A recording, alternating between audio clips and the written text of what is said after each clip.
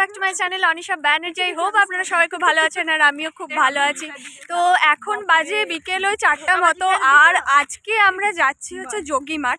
তো যোগীমাঠে মানে আপনারা আগের আমার ব্লগে নিশ্চয়ই দেখেছেন, আগের বছরের বলতে গেলে। তো ওখানে খেজুর গুড় পাওয়া যায়।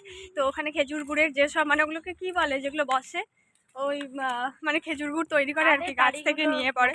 তো চলুন সেটাই আপনাদেরকে দেখাবো আজকে। তো এই দেখুন আমরা তো চলেই এসেছি, মানে এটা আমাদের একদম বাড়ির কাছাকাছি সামনাসামনি, যেটা মানে কিছুটা হেঁটে এলে তারপরেই এখানে এটা বসে আর কি। তো এরা এই যে খেজুর পাতা দিয়ে এরকমভাবে বাড়ি বানিয়ে এখানে থাকে, এরকমভাবে ছোট ছোট এরকম ঘর করেছে।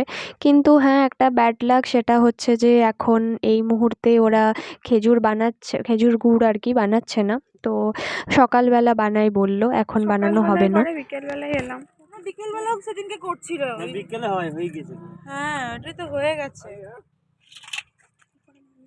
এই ঘরটার ভেতরে ওরা এইভাবে থাকে, আমিও আজকে প্রথমই দেখলাম, তাই ভাবলাম আপনাদেরও দেখাই।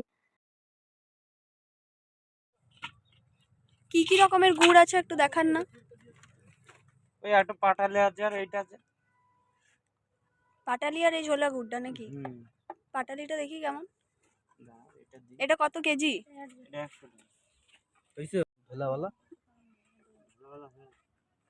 100 টাকা করে কেজি, মানে 500-তে হচ্ছে ওই 50 টাকা মতো, মানে 50 টাকায়। আর আরেকটা যে গুড় আছে পাটালি মতো, সেটা ওই আনতে গেছে, আনতে বলেছি, দেখুন ওটাও দেখতে পাবেন। আলটিমেটলি কিছুই হয় না। ধর তো, এটা কি? পাটালি এইটা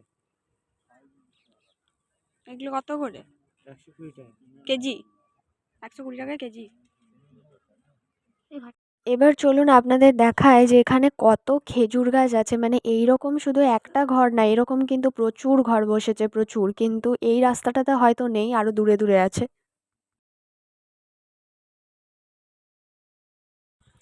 দেখুন চারিদিকে কিন্তু এখানে খেজুর গাছের মধ্যে ওই যে দেখতেই পাচ্ছেন যে কলসিগুলো সব টাঙানো রয়েছে, মানে খেজুর রস নেওয়ার জন্য যেসব কলসিগুলো, তো সেগুলো এখানের মধ্যে কি সুন্দরভাবে টাঙানো রয়েছে। পুরো চারিদিকটা কিন্তু এটা পুরোটাই খেজুর গাছে ভর্তি, এই রাস্তাটা পুরোটাই। এগুলো মনে হয় বনকুল বলে না, ছোট ছোট ছোট ছোটর মধ্যে। এখন যাচ্ছি আমরা যোগীমাঠ, আর যোগীমাঠে গিয়েও আপনাদের দেখাবো কিছু জিনিস, দেখতে থাকুন। তো প্রথমে যোগীমাঠে এলেই তো আমরা এই মন্দিরটাতে আগে আসি। তো এই মন্দিরে মানে অনেকগুলো যেহেতু ঠাকুরের মূর্তি আছে, আরও ছোট ছোট মন্দির রয়েছে, সেই কারণে এখানে আগে প্রণাম করতে আসি। আর এখানে দেখুন একটা মা মনসার পুরো খোলস রয়েছে, সেটা দেখে আরও এলাম। এখানের মধ্যেও দেখুন কত বড় একটা মাঠ রয়েছে, ভালো পিকনিক স্পটের একটা জায়গা বলতে পারেন। আমরা তো মানে প্রায়ই অন্ডাল বাজারের কাছাকাছি চলে এসেছি বলতে গেলে, মানে অন্ডাল বাজার এবার আমরা রিটার্ন করছি, যদিও মানে অতটা চলে গেছিলাম। এদিকে অন্ডাল বাজার একদম সামনে হয়, আর সামনের যে বড় মাঠটা আপনারা দেখতে পেলেন, এই বড় মাঠটার মধ্যে এই যে পিকনিক করছে এরা। তো এখানের মধ্যে সত্যি পিকনিক স্পট খুব সুন্দর, এটা গোটাটাই তো ফাঁকা, এখানে পরপর দুটো বড় বড় মাঠ রয়েছে। কিছুদিন পর এখানে আবার একটা মেলাও হবে, সেটাও আশা করছি আপনাদেরকে দেখাবো আমি। আর তারপরেই সন্ধ্যাবেলা বাড়ি এসে এই যে এখানে কচুরি এনেছিলাম, তো কচুরি আর তরকারি এটাই এখন খেয়ে নিচ্ছি। A few moments later. আজকে রাত্রে ডিনারে থাকবে রেসিপিটা হচ্ছে যে মটন কিমা দিয়ে ঘুগনি। তো এখানে মটন কিমা কিন্তু নিয়ে চলে এসছে, তো ধুয়ে রাখা আছে অলরেডি বাটিতে।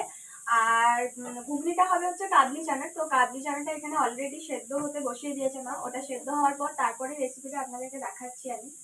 আর ঈশা এখন এখানে বানাচ্ছে, নেপাল থেকে নিয়ে এসছে, মানে পাশের বাড়িতে দিল আমাদেরকে। তো ওই নেপাল থেকে নিয়ে আসে প্যাকেটগুলো, মানে ম্যাগির প্যাকেট আর কি। তো ওই ম্যাগিগুলো এখন বানাবে, এই দেখুন এই প্যাকেটটা। ওটা এখন ও বানাচ্ছে, তাই এটা দিয়ে ফেলছিলাম। এই লেখাটা তো আমি কিছু বুঝতে পারছি না, কি লেখা আছে কিছু বোঝা যাচ্ছে না।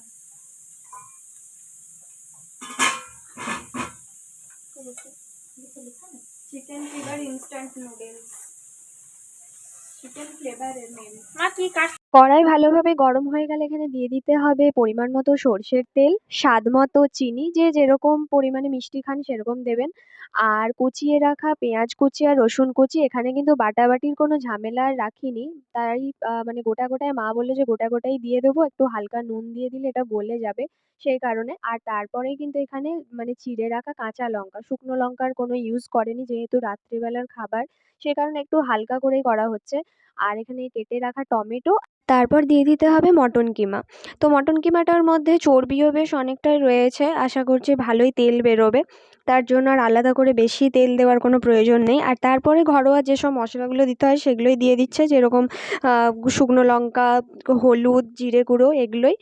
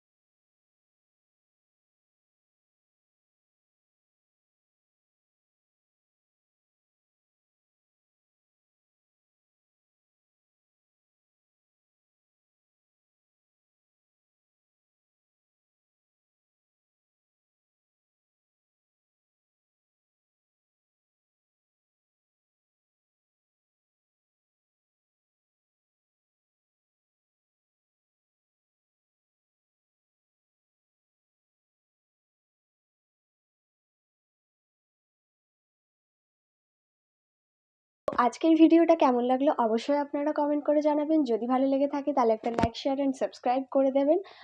আর সবাই ভালো থাকবেন, সুস্থ থাকবেন। Thanks for watching, tata.